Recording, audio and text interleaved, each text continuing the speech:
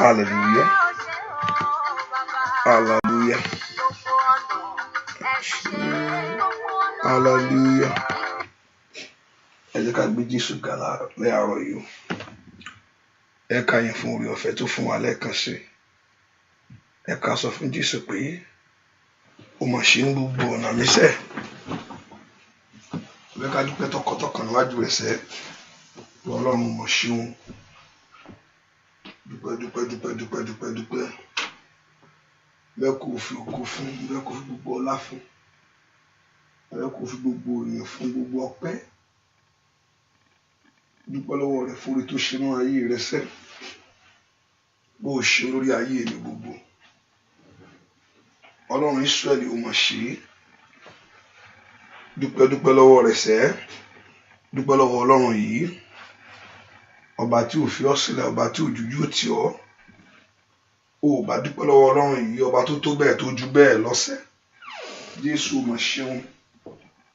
Akọ́dá yìí ni ó ṣe. Ọlọ́run ìgbàlà ó ṣe. Ọlọ́run mi ó mà ṣe. Ọlọ́run mi ó mà ṣe. Alágbára gíga ó mà ṣe. Ọba tó pọ̀ nípa àti agbára ó mà ṣe. Ọba tó ní gbogbo agbára lọ́wọ́ ó mà ṣe. Jésù ó mà ṣeun. Jésù ó mà ṣeun. Jésù ó mà ṣeun. Ọlọ́run mi ó mà ṣeun. Ọlọ́run mi ó mà ṣeun. Dúpẹ́ lọ́wọ́ Jésù yìí fún oore ọ̀fẹ́ tó fún ọ. Dúpẹ́ lọ́wọ́ Jésù fún oore ọ̀fẹ́ ńlá tó rí gbà níwájú rẹ̀. Ọba tó pọ̀ nípa àti agbára. Ọba tó ní gbogbo agbára lọ́wọ́. Kábíyèsí ẹrù jẹ̀jẹ̀ bàbá mímọ́. Ọlọ́run ìwòsàn, Ọlọ́run ìgbàlà. Dúpẹ́ lọ́wọ́ Jésù yìí. Ọba tí ó fi àánú gbọ́ ọ. Ọba tó ní kẹ́ pé kèmí, ẹ ké pè mí, èmi ó dá yín lóhùn. O bá fi gbogbo ọkàn rẹ yìn láàárọ̀ yìí o. Ó tutù jí sí ìmọ́lẹ̀ alààyè. Kì í ṣe nípa orí ọ̀fẹ́, ní kò ṣe nípa agbára rẹ ṣùgbọ́n orí ọ̀fẹ́ Ọlọ́run ni. Bẹ́ẹ̀ kó mú oríire orí Ọlọ́run bí tó wà yẹn. Kó sọ nípa ti agbára àti iṣẹ́ ìyanu rẹ̀ sẹ́. Dúpẹ́ Jésù mà ṣeun. Gbẹ́ fún ètò rẹ lórí ayé mi sẹ́. Ẹ fọwọ́ agbára tó ní àti ètò rẹ tó ní fún ayé àwọn ọmọ mi. Olúwa ṣeun. Dúpẹ́ lọ́wọ́ Ọlọ́run. Dúpẹ́ lọ́wọ́ Ọlọ́run. Dúpẹ́ lọ́wọ́ Ọlọ́run. Olúwa mà ṣeun. Olúwa mà ṣeun. Olúwa mà ṣeun. Dúpẹ́ lọ́wọ́ Ẹlẹ́dàá pé Ọlọ́run ó ṣe. Ọlọ́run mi ó mà ṣe. Ọlọ́run mi ó mà ṣe. Ọlọ́run mi ó mà ṣe. Dúpẹ́ fún ìmọ́lẹ̀ àárọ̀ yìí ètò mọ́. Ìtọ́lọ̀ ń ka ẹ̀ mọ́ àwọn alààyè ènìyàn. Dúpẹ́ ó kà ọ́ mọ́. Dúpẹ́ lọ́wọ́ Jésù. Dúpẹ́ lọ́wọ́ Jésù yìí. Jésù mà ṣeun. Jésù ṣe. Dúpẹ́ lọ́wọ́ Ọlọ́run yìí. Ọlọ́run mi ò ṣe. Lágbára gíga. Ẹni mọ Ísírẹ́lì ó mà ṣe. Ó mà ṣe fún mi o. Ó ṣe lórí ilé mi gbogbo. Ní gbogbo ọ̀nà mi ń kọ́. Ó ṣe lórí ayé mi gbogbo ó ṣe. Dúpẹ́ lọ́wọ́ rẹ̀ sẹ́. Dúpẹ́ lọ́wọ́ rẹ̀ sẹ́. Fẹ̀mí ìmoore hàn níwájú rẹ̀. Jẹ́ kó mọ̀ pé o mọ oore. dúpẹ́ lọ́wọ́ rẹ̀, just thank him. Ó bá dúpẹ́ lọ́wọ́ Jésù yìí, ẹni tó ní gbogbo agbára lọ́wọ́, ẹni tó ní gbogbo ipá, dúpẹ́ gbogbo ẹni tó ní agbára lọ́wọ́, dúpẹ́ lọ́wọ́ rẹ̀ ṣẹ̀kọ́ Ọlọ́run mo gbé ọ̀gá. Dúpẹ́ dúpẹ́ dúpẹ́ dúpẹ́ dúpẹ́ dúpẹ́ dúpẹ́ dúpẹ́ dúpẹ́ dúpẹ́ dúpẹ́ láàárọ̀ yìí, ọba tó ṣèlérí fún ọ. Give thanks to him, give honor to him. Dúpẹ́ lọ́wọ́ rẹ̀, give thanks to him, give honor to him. Dúpẹ́ lọ́wọ́ Ọlọ́run yìí, ó pa ọ́ mọ́. Jésù mà ṣeun o, Jésù ṣe, ó ṣe o, ó ṣe o, ó ṣe o, ó ṣe o, ó ṣe o, ó ṣe o, ó ṣe o, ó ṣe o. Ẹ bá mi gbé Jésù ìga, ẹ bá mi gbé Jésù ìga, alágbára, ó ṣé o bàbá. Ẹ bá mi gbé Jésù ìga, fọwọ́ rẹ̀ gbé Jésù ìga, alágbára, ó ṣé o bàbá. Alágbára, ó ṣé o bàbá. Alágbára, kábíyèsí o, ṣé o bàbá. Alágbára, bàbá mímọ́ o, ṣé o bàbá. Ẹ bá mi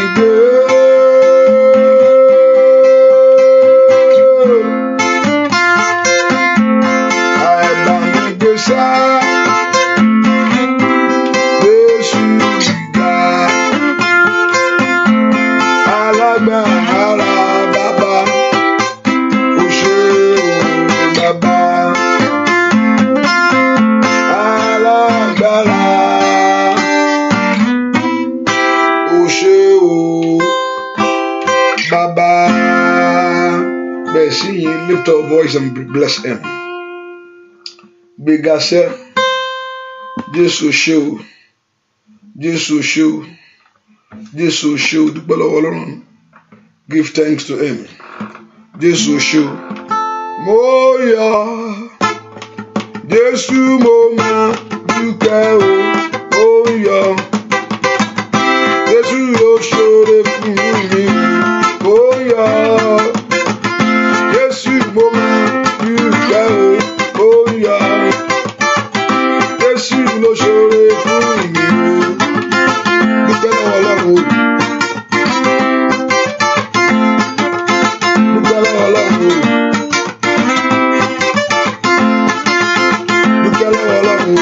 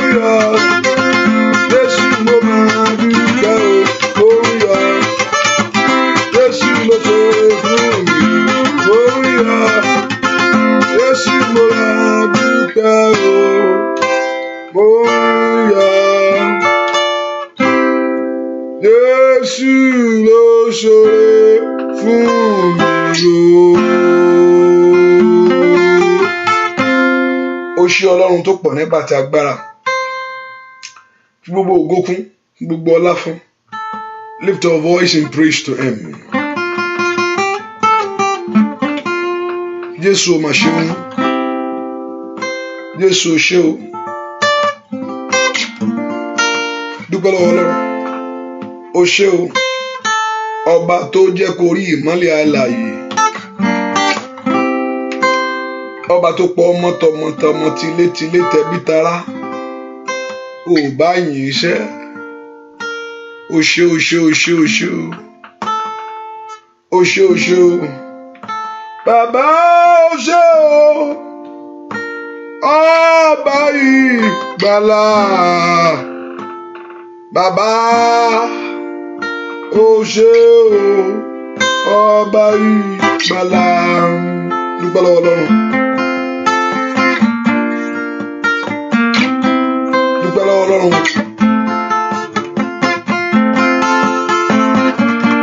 dúpẹ́ lọ́wọ́ Jésù. Bàbá ó ṣé o, ọba ìgbàlà o, bàbá ó ṣé o, ọba ìgbàlà, ọba tó gbà mí tilétilé mo gbé ọ̀gá o, ọba ìgbàlà o, bàbá ó ṣé o, ọba ìgbàlà, bàbá ó ṣé o, ọba ìwòsàn. Dúpẹ́ lọ́wọ́ rẹ̀ ṣá, ọba ìgbàlà, bàbá ó ṣé o, ọba ìgbàlà o, bàbá ó ṣé o, ọba ìgbàlà. Dúpẹ́ lọ́wọ́ Jésù ṣá, ọba ìgbàlà o, bàbá ó ṣé o, ọba ìgbàlà. Dúpẹ́ lọ́wọ́ Ọlọ́run, ó tó bẹ́ẹ̀ ó jù bẹ́ẹ̀ lọ. Àti fún ọ láti dúpẹ́ lọ́wọ́ Ọlọ́run, mọ́jọ́ ó sú ọ, àti fi gbogbo èèyàn fún Ọlọ́run, mọ́jọ́ ó sú ọ o, torí bẹ́ẹ̀ ni agbára rẹ wà. Ìgbà tó bá mọ rírì oore Ọlọ́run ni ó fi yàbùkún lù ọ. Ìgbà tí èèyàn bá mú oore ọ̀fẹ́ Ọlọ́run tọ́lọ́run fún yàn, ẹ̀yìn ló fi gbé yàn sókè láyé. Ẹ yá dúpẹ́ lọ́wọ́ Ọlọ́run fún ohun tó ń ṣe, dúpẹ́ fún ohun tó ṣe inú ayé rẹ lónìí. Dúpẹ́ lọ́wọ́ rẹ̀ pé Ọlọ́run mo gbọ́ ọ̀gá pé ó ṣe ohun tuntun inú ayé mi, ó fọwọ́ àánú rẹ̀ kàn mí, ìwọ Ọlọ́run yóò bá mi pàdé. Kò dúpẹ́ lọ́wọ́ rẹ̀ pé ìwọ lọ́ba ìgbàlà ńlá. Ó ṣé o Ọlọ́run tó pọ̀ nípa àti agbára, ó ṣé o Jésù, ó ṣé ní gbogbo ọ̀nà. Dúpẹ́ lọ́wọ́ Ọlọ́run yìí pé ó máa ṣeun o, ó ṣeun ní gbogbo ọ̀nà mi, ó ṣeun lórí ayé mi gbogbo, ó ṣeun ní ìrìn àjò mi sẹ́. Dúpẹ́ lọ́wọ́ Ọlọ́run, ojúmọ́ tuntun mọ́ báyìí, ó tún kà ọ́ mọ́ wọn, ó kà ọ́ mọ́ àwọn alààyè. Dúpẹ́ lọ́wọ́ Jésù sẹ́. Dúpẹ́ dúpẹ́ dúpẹ́ dúpẹ́ dúpẹ́ dúpẹ́ dúpẹ́ dúpẹ́ dúpẹ́ dúpẹ́ dúpẹ́ alààyè,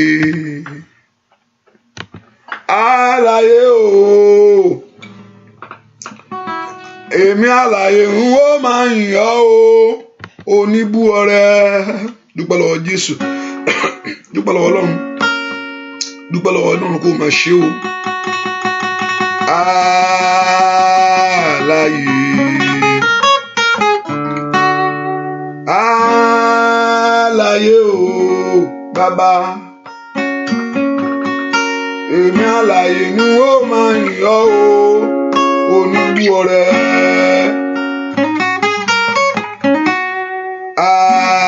Alààyè, alààyè, àwọn alààyè ni ó máa yìn ọ́ o, oníbú ọrẹ.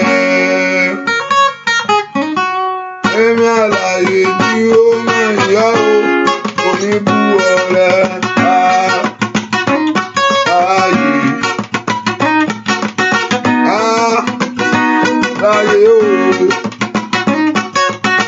Àwa láyé mi ó mọ̀ yàn o, oníbùkọ̀ rẹ̀.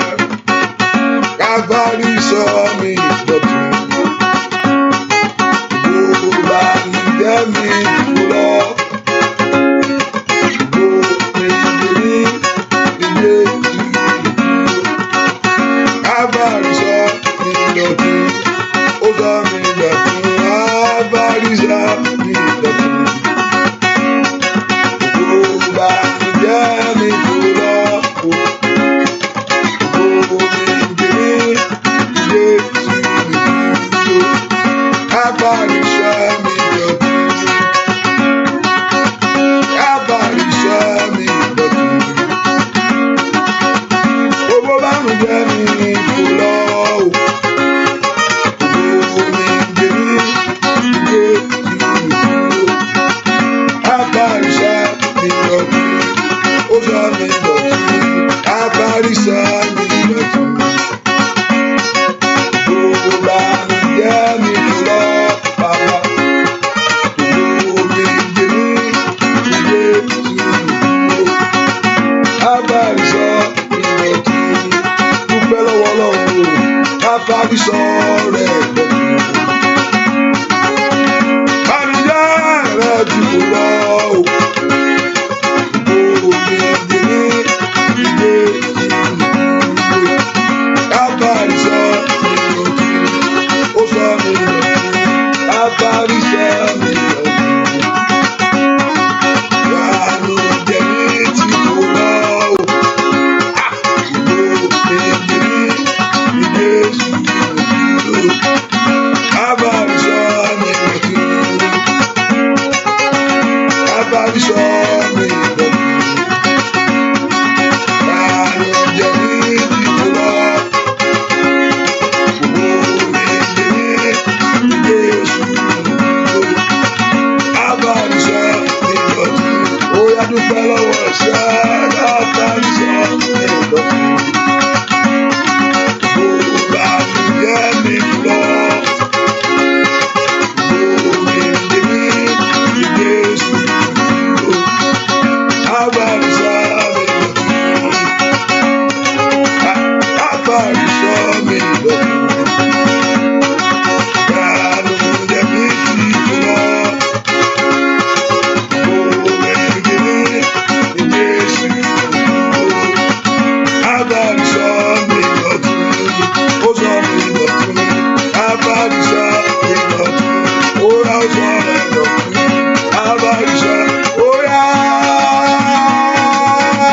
Káfárí sọ. Ó yá o. Òun ló sọ rẹ̀ dọ̀tun. Káfárí sọ. Ìjẹ́wọ́ ìgbàgbọ́ rẹ nu. Káfárí sọ mi dọ̀tun. Ó sọ mi dọ̀tun. Káfárí sọ mi dọ̀tun. Dúpẹ́ lọ́wọ́ Jésù tó ọba tó sọ ọ́ dọ̀tun. The Lord that renews your life. The Lord that renews your life. Like He do. Dúpẹ́ lọ́wọ́ Jésù máàlì káàlì bróso táàlì kápáyà. Dúpẹ́ lọ́wọ́ Jésù pé ó sọ ọ́ dọ̀tun sẹ́. Ó dé ní ọ̀tọ̀. Ó dé ènìyàn ọ̀tọ̀. Ó di ẹ̀dá titun nínú rẹ̀. Ohun àtijọ́ ti kọjá lọ. Gbèsè kọjá lọ. Àmúbọ́ kọjá lọ. Dúpẹ́ lọ́wọ́ Jésù sẹ́. Dúpẹ́ lọ́wọ́ Ọlọ́run yìí. Ọba tó ṣe ìgbàlà ọkàn rẹ. Ìgbàlà ọkàn rẹ ó ṣe bí iwájú rẹ̀ sẹ́. Èyí tó kú fún ọ kó má bàa sọnù. Ọlọ́run mo gbé ọ̀gá sẹ́. Dúpẹ́ lọ́wọ́ Ọlọ́run. Gbéga gbéga gbéga gbéga gbéga gbéga. Gbogbo ọkàn yìí. Gbogbo ọlá yìí. Bẹ́ẹ̀ kó yìn. Bẹ́ẹ̀ kó sọ nípa orí rẹ̀ sẹ́. Sọ nípa iṣẹ́ ìyanu rẹ̀ sẹ́. Jésù ó ṣé o. Gbọ́ àdúrà lórúkọ Jésù Kristi. Olúwa wa. Mi nígbà alákòókò púpọ̀. Hallelujah. Ìwọ tó ti jí yẹn. Ò bá ṣe mí lórí ọ̀fẹ́ kan. Kó pọ̀ ọmọnìkejì ẹ wọnú àdúrà yìí. Kó pọ̀ ọmọnìkejì ẹ wọnú àdúrà yìí. Dáadáa. I want to come earlier before 1 so to make it easier for these 7 days. I like to come earlier before 1. so ẹ o lè pọ ọmọ ẹnìkejì wọnú àdúrà yìí lórúkọ Jésù sẹ́ Ọlọ́run mo mú ọ̀rọ̀ mi tọ̀ wá ẹ̀ṣẹ̀ má jò dènà àdúrà mi sẹ́ Ọlọ́run mo mú ọ̀rọ̀ ayé mi tọ̀ wá I'm here with my life with my case oh God Ọlọ́run mo mú ọ̀rọ̀ mi tọ̀ wá ẹ̀ṣẹ̀ má jò dènà àdúrà mi ẹ̀ṣẹ̀ má jò já mi kulẹ̀ jẹ́ n rí àánú gbàṣẹ́ orúkọ Jésù bí tó wà sẹ́ kí Ọlọ́run kó fi àánú gbà ọ́ Olúwa jẹ́ n rí àánú gbà Olúwa jẹ́ n rí àánú gbà kò yẹ kó jẹra ẹ níyà nìkan tó á pé kòkò gbàwẹ̀ àìmọye tí ń gbàwẹ̀ yóò gbàgbàgbà ṣé nǹkan kan ò ní jáde àánú lọ́lọ́run fún àánú ni kì í jẹ́ pé ó fi àjára rẹ̀ ilé tó ṣe méje rèé àwọn tó gbàdú méje kí ni ká wá sọ àwọn tí ò jẹun fóṣù kan kí ni wá kàn sọ àwọn tí ò jẹun lójoojúmọ́ kí ni wọ́n kó wá sọ gba àánú ni àánú lè yẹn rí gbà àánú ni ó Olúwa dárí ẹ̀ṣẹ̀ mi jì mí jẹ́ n rí àánú gbà orúkọ Jésù Olúwa jẹ́ n rí àánú gbà èmi ó ṣàánú fún ẹni tí èmi ó ṣàánú fún ṣe bóun ló sọ bẹ́ẹ̀ bóun ó ṣàánú fún ẹni tó bá wù ta ló mú sí tó wù yóò ṣàánú rẹ ṣùgbọ́n tó bá pè fún àánú ká kú ṣe torí aláàánú ni ẹnìlẹ àṣàtúndà kàpáwọlì tó lè kárí ó ṣàkálì ẹ̀dá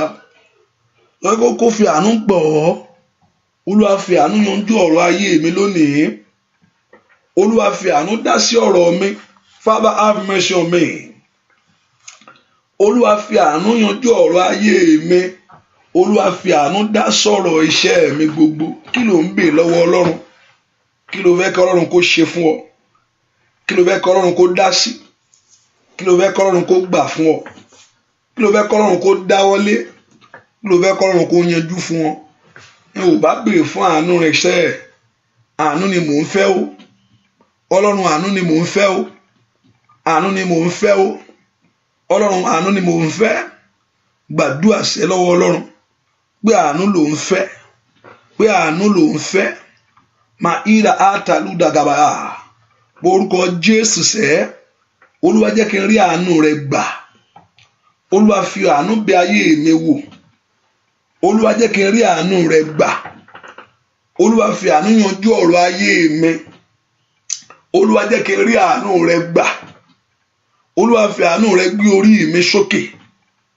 Olúwa fi àánú rẹ yanjú ọ̀rọ̀ mi sẹ́ ọmọ àrùn ò bá gbàdúrà kó béèrè fún àánú lọ́wọ́ Ọlọ́run yìí ask God to have mercy upon your life is your time is your turn àkókò ìyanu rẹ dé ó yá béèrè lọ́wọ́ àánú lọ́wọ́ Ọlọ́run jẹ́ kí ayé mi kó ra àánú gbà Olúwa jẹ́ kí iṣẹ́ mi kó ra àánú gbà Olúwa jẹ́ kí ilé mi jó ra àánú gbà jẹ́ kí ayé àwọn ọmọ mi kó gba àánú jẹ́ kí ilé mi kó rí àánú gbà jẹ́ kí ìrìn àjò mi kó gba àánú ọwọ́ àánú rẹ máa bọ̀ wá sẹ́ ọwọ́ àánú agbára máa bọ̀ ọwọ́ àánú agbára máa bọ̀ la ilà àṣàkúta yàrá ọwọ́ àánú agbára Ọlọ́run máa bọ̀ gbè fún ọwọ́ àánú Ọlọ́run ètí yanjú ọ̀rọ̀ ayé ẹni gbè fún ọwọ́ àánú Ọlọ́run ètí ń tú orí ẹni ṣe gbè fún ọwọ́ àánú Ọlọ́run ètí ń jẹ́ ayé ẹni gbà lọ́wọ́ ìyà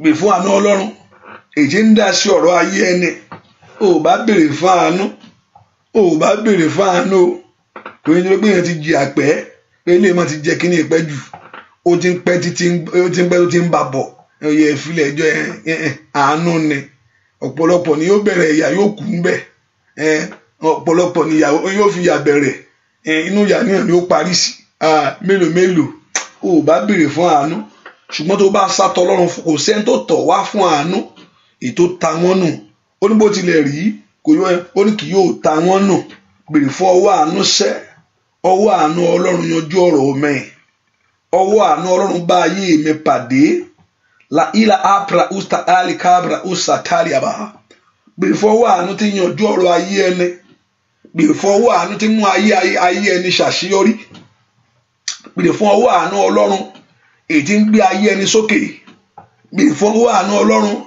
èyí tí ń tú ayé ẹni ṣe. Gbè fún ọwọ́ àánú Ọlọ́run èyí tí ò jẹ́ kí yẹn gbàgbànú àdúrà. Makali Saida gbàdúrà sẹ́ ọwọ́ àánú rẹ máa bọ̀ wá o Olódùmarè lórúkọ Jésù. Ọwọ́ àánú rẹ máa bọ̀ lórí ayé mi. Ọwọ́ àánú rẹ máa bọ̀ ma ilà abra utakata yabo lórúkọ Jésù. Olúwa fi àánú rẹ gbà mí. Olúwa fi àánú rẹ yanjú ọ̀rọ̀ mi. Olúwa fi àánú rẹ fà mí jáde. Olúwa fi àánú rẹ tú ọ̀rọ̀ mi ṣe. Olúwa fi àánú rẹ dá sí ọ̀rọ̀ ilé mi.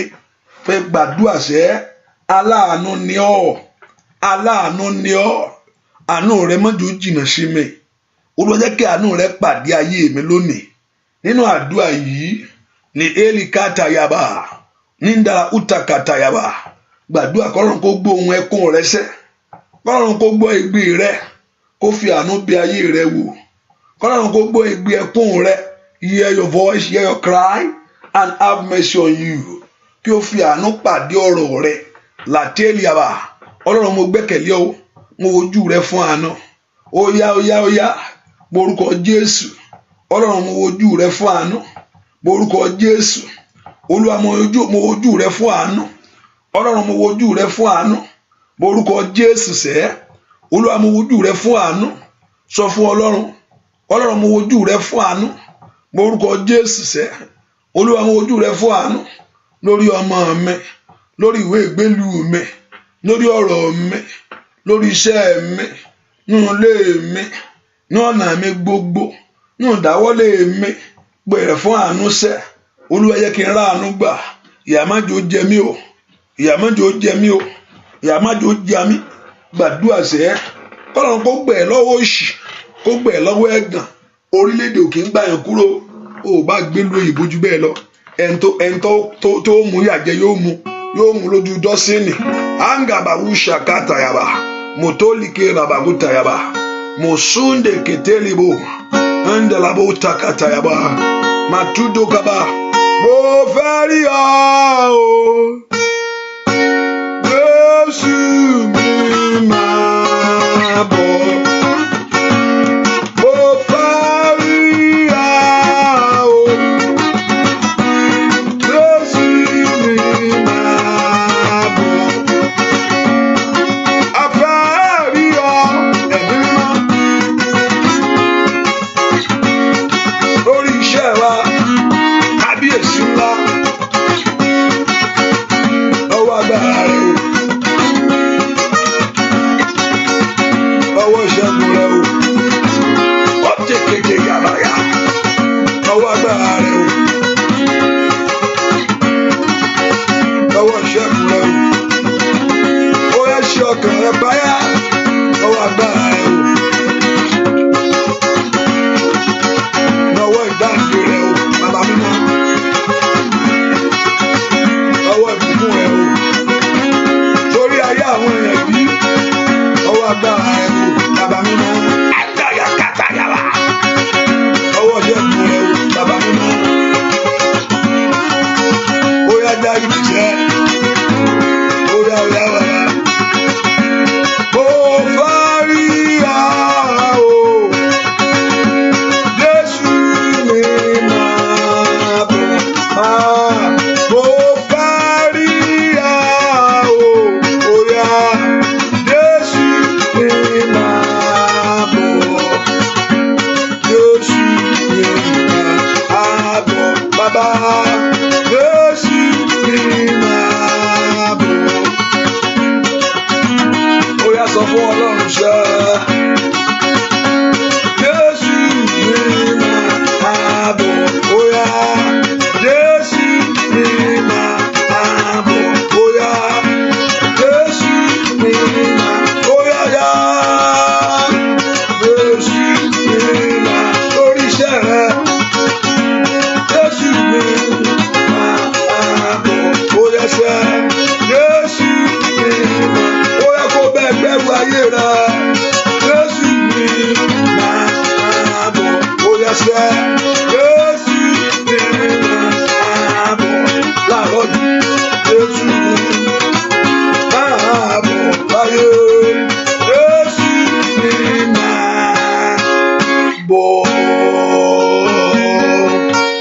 Orúkọ Jésù, Olúwa má wò mí ràn mọ́. Sọ fún Ọlọ́run sẹ́, Olúwa má wò ayé mi ràn mọ́. Olúwa má wò ayé mi ràn mọ́. Olúwa má wò ayé àwọn ọmọ mi ràn mọ́. Ẹni tọ́lọ́run bá wò ràn, ìyà á jẹ olúwa rẹ̀.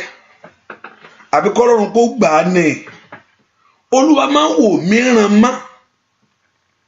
Olúwa má wò mí ràn. Ó sọ náà ọ̀rọ̀ rẹ̀ pé ní Psalm 91 verse 3, he says, surely he shall deliver thee from the snares of the fowlers. Ní ìpẹ̀kọ̀ àwọn pẹyẹpẹyẹ. Ọlọ́run ó gbọ́ ọ́. And from the poison of pestilence. Ọlọ́run ó gbọ́ ọ́. Ọlọ́run ó gba ayé rẹ sẹ́. Ó bá gbàdúrà, Olúwa má wò mí ràn mọ́, kójú tì mí. Olúwa má wò ìdí tí mo fi wá tọ̀ ayé mi wá rèé, tí mo fi tọ̀ wá rèé, tí mo fi fọ̀rọ̀ ayé mi lọ̀ ọ́. Orúkọ Jésù, kí lọ́lọ́run yóò lè ṣe? Kí ló wá wájú Ọlọ́run tọ́lọ́run ò lè múlé ọ lọ́wọ́? Kí ló ń béèrè kí Ọlọ́run ò lè dá sí? Ta lágbára Ọlọ́run tọ́lọ́run ò lè gbáǹgì? Ta ní ń lé ọ tọ́lọ́run ò lè lé padà? Wáyà bàtú dàgàbàgàbàyà, mọ̀tọ́lì kèpé ó sàtáyàbà. Kí láyé sọ pé ó ti tán tọ́lọ́run ò lè bẹ̀rẹ̀ rẹ̀? Màtú dàgàbàkótò yàrá. Kí láyé sọ pé ó ti parí? Tí Ọlọ́run ò tún lè túṣe. Ó yá. Ọmọ Ọlọ́run gbàdúrà láàárọ̀ yìí. Ẹ̀yin ogun ọ̀run, ẹ má wo ayé mi ràn mọ́. Olúwa má wo ayé mi ràn mọ́. Má wo ìrìn àjò mi ràn mọ́. Má wo ayé àwọn ọmọ mi ràn mọ́. Orúkọ Jésù, mo fẹ́ rí ọ. Ìwọ Jésù mi máa bọ̀ sẹ́. Mo fẹ́ rí ọnú agbára rẹ. Mo fẹ́ rí ọnú ògo ńlá. Mo fẹ́ rí náà àdúrà yìí. Bẹ́ẹ̀ kó yanjú ọ̀rọ̀ ayé mi. Bẹ́ẹ̀ kó tó orí mi ṣe. Bẹ́ẹ̀ porúkọ Jésù. Mo fẹ́ kó tú ṣe, mo fi wá. Bẹ́ẹ̀ kó dá sí ọ̀rọ̀ mi, mo fi wá. Bẹ́ẹ̀ kó ṣàánú fún mi, bẹ́ẹ̀ kó ṣe wá. Bẹ́ẹ̀ kó gbà mí, mo ṣe wá. Bẹ́ẹ̀ kó lé agbá òkú padà. Bẹ́ẹ̀ kó gbà mí lọ́wọ́ agbá tí ń fìyà jẹ ayé mi. Bẹ́ẹ̀ kó gbà mí lọ́wọ́ Gòláyátì mi sẹ́. Bẹ́ẹ̀ kó gbà mí lọ́wọ́ ẹni tó jù mí lọ. Ó bá gbàdúrà, ìwọ Jésù máa bọ̀. Mo ń fẹ́ ìyàtọ̀ lórí ayé mi ni. Kójú má bàa tì mí. Kí ayé má bàa kẹ́gàn mi fọ̀rọ̀ mi lọ o. Ọmọ Ọlọ́run gbàdúrà. Ìwọ ló ní wá mo dé o. Ìwọ ló ní wí mo wí lónìí. Ìwọ ló ní sọ mo sọ jáde. Ó yá gbàdúrà sẹ́. Ó dá kó gbà ọ́ kó ṣàánú fún ayé rẹ. Ẹ̀yin ogun ọ̀run, ẹ ṣàánú fún mi. Ẹ̀yin ogun ọ̀run, ẹ ṣàánú fún mi. Ó dá kí ayé mi kó lè so rere. Ó dá kí ìrìn àjò mi kó mú ìdùnnú wá. Ó dá kí ayé mi kó lè so rere. Orúkọ Jésù, that your life begin to produce a good fruit. Kí ìrìn àjò rẹ, your journey, bring forth joy. Ìrìn àjò rẹ sílé ọkọ, ìrìn àjò sórílẹ̀-èdè, ìrìn àjò sẹ́nu iṣẹ́, kó má bàa ṣe lásán. Ń da yàbá kó pa yàbá. Orúkọ Jésù, ó yá ó dá kí ìyanu kó ṣẹlẹ̀. Ń dẹ̀lẹ̀ bó ti yàbá. Gbọ́ àdúrà lórúkọ Jésù Kristi. Olúwa wa, ọwọ́ náà gbàdúrà. Ẹ̀yin ogun ọ̀run, ẹ ṣe ìgbédìde mi. Gbọ́ bó ṣe ń pè àdúrà tí mo ń pè fún ẹ yẹn o. Máa wò wé ẹ gbàdúrà ni o. Ẹ fi mí lẹ̀, don't follow me o. What I'm praying, as I'm praying for you, all what you need summarized in that paper. Ohun tó fẹ́ ló ti kọ́ lẹ́yìn àbí? Okay. Pé bá pé òkè ẹ̀yin ogun ọ̀run, ẹ ṣe ìgbédìde mi. Go back to that paper and look at it. Ohun tó kọ yẹn pé Olúwa, bẹ́ẹ̀ pọ̀ ọmọ ló gbàdúrà fún. Olúwa, ẹ ṣe ìgbédìde mi lórí ọmọ mi. Ọ̀rọ̀ rẹ sọ fún mi báyìí. Òun ní kò kọ̀rọ̀ Ọlọ́run lẹ́ o. So you don't like, you are following me, look at the word. O mọ̀ nǹkan tó ń béèrè àfẹ́. Ẹ ṣe ìgbédìde mi. Okay, tó bá ṣe ìgbédìde ẹ níbo ló ti fẹ́ ṣe. So you go back to that paper. You go to upon your request and back it up with our God. Ọ̀rọ̀ yẹn mo fẹ́ kó máa dólé lórí àṣeyọrí yẹn mo fẹ́ kó dólé. You can just leave me alone and I'll give you the prayer point.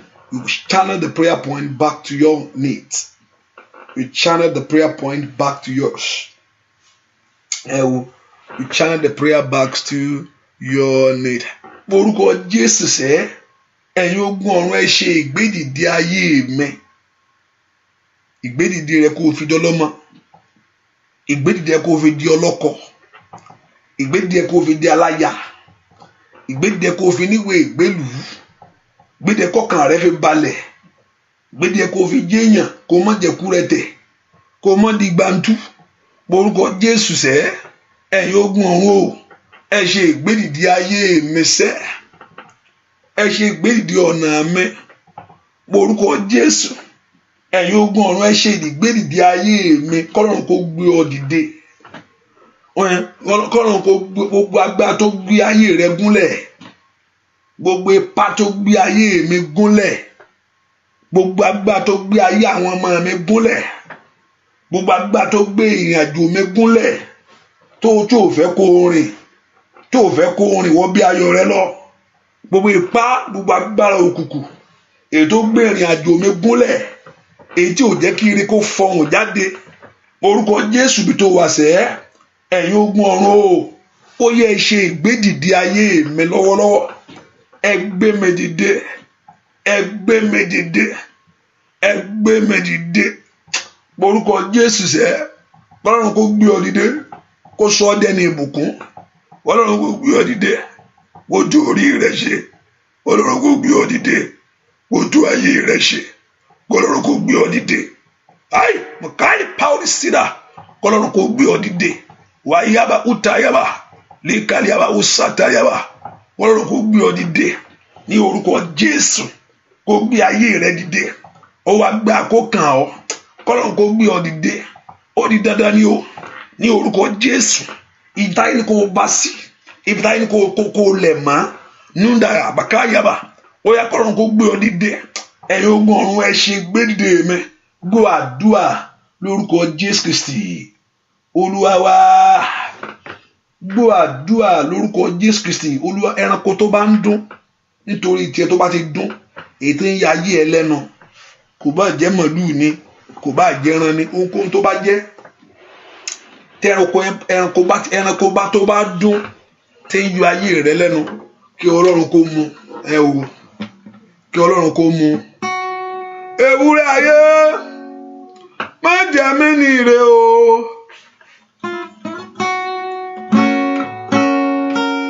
ewúrẹ́ ayé má jẹ mí ní ire o. Ó ké pè Jésù, bàbá sọ ìdáyọ̀. Ewúrẹ́ ayé má jẹ mí ní ire o, ewúrẹ́ ayé má jẹ mí ní ire o.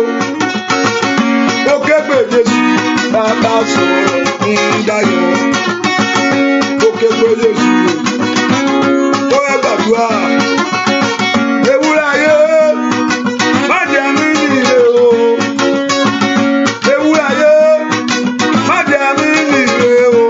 Ó yá ó ké pè Jésù, bàbá sọ ìdáyọ̀. Ó ké pè Jésù, bàbá sọ ìdáyọ̀. Bàbá sọ ìdáyọ̀, bàbá sọ ìdáyọ̀. Ó yá lórí ọmọ rẹ sẹ́, bàbá sọ ìdáyọ̀. Lórí iṣẹ́ rẹ ò bàbá mímọ́, bàbá sọ̀rọ̀ ìdáyọ̀. Lórí ìwé ìgbèlú rẹ ò bàbá sọ̀rọ̀ ìdáyọ̀. Ó yá sọ bẹ́ẹ̀, bàbá sọ̀rọ̀ ìdáyọ̀. Àkókò rẹ tó, bàbá sọ. Ó yá kó kúrò nípò ẹrú láyé. Bàbá sọ ayágàbà kùsàtàyàbà. Ó tó bẹ́ẹ̀, bàbá sọ̀rọ̀ ìdáyọ̀. Ó fi rí èsì ọ̀gbìn bàbá mímọ́, bàbá sọ̀rọ̀ ìdáyọ̀. Ó yá sọ bẹ́ẹ̀, bàbá sọ̀rọ̀ ìdáyọ̀. Àkókò rẹ tó, bàbá sọ̀rọ̀ ìdáyọ̀. Ní gbogbo ọ̀nà lórí ọmọ o, bàbá sọ̀rọ̀ ìdáyọ̀. Ní gbogbo ọ̀nà lórí iṣẹ́, bàbá sọ̀rọ̀ ìdáyọ̀. Ní gbogbo ọ̀nà nílé, bàbá sọ̀rọ̀ ìdáyọ̀. Ó yá ṣe bẹ́ẹ̀, bàbá sọ̀rọ̀ kàtírà bàbújà gàbàbújà gàbà. Bàbá sọ̀rọ̀ ìdáyọ̀.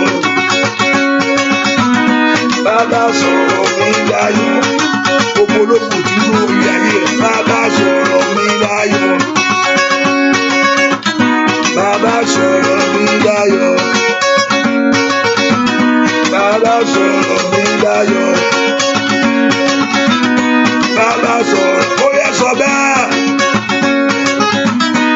bàbá sọ̀rọ̀ mi dayọ̀,